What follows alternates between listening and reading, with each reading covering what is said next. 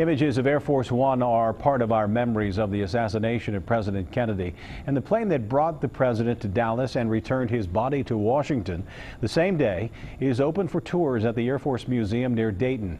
Local 12 News reporter Larry Davis shows us the wide range of history made on Air Force One that fateful day. This is SAM 26000, better known as Air Force One. It's been housed here at the Air Force Museum in Dayton since 1998, but it will always be remembered for its place in history 50 years ago.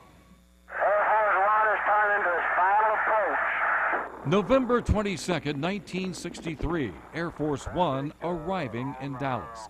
President Kennedy and the First Lady were all smiles as they made their way down the steps. Steve Cawthon was in second grade. He remembers that day. I just take myself back to this, just a classic picture of when they landed in Dallas. They came out of this door right here, and the picture of Mrs. Kennedy coming down first with just the classic, pink dress and the pillbox hat. It just absolutely takes you back. Later, tragedy would strike the presidential motorcade. It appears as though something has happened in the motorcade route. Something, I repeat, has happened in the motorcade route. President Kennedy died of his gunshot wounds. His coffin later carried back onto Air Force One for the trip back to Washington. On the 50th anniversary of the assassination, museum tourists walked the narrow aisles of this plane. The cockpit, the seats, the stateroom are behind partitions, but you can feel the history. Dr. Jeff Underwood is a historian at the Air Force Museum.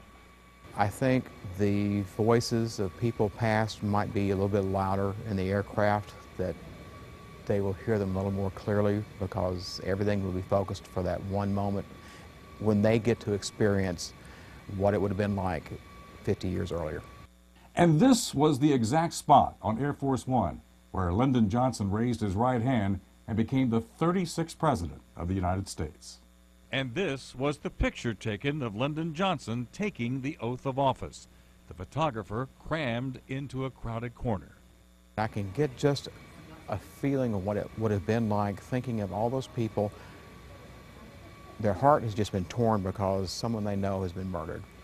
A short distance away, President Kennedy's casket was stored here in the back of the plane. Jackie Kennedy sat by its side. We have the contrast between high politics just 30 feet away from us, but right here it goes back to something as personal as a widow flying her murdered husband back from Dallas to Washington, D.C. Also on display at the museum are the blankets for the President and the First Lady, the pilot's logbook, the trip itinerary. An X on the flight card marked the cancellations of 2 planned stops, the assassination forcing a detour back to Washington. Touring Air Force One at the museum brings back memories for those who remember the day a young president was assassinated. It was like it was yesterday. This plane flew 8 presidents from JFK to Bill Clinton, but it will always be remembered as John F. Kennedy's Air Force One. At the Air Force Museum in Dayton, Larry Davis, Local 12 News. The museum will now shuttle visitors to the plane 4 times a day, 7 days a week through December 1st.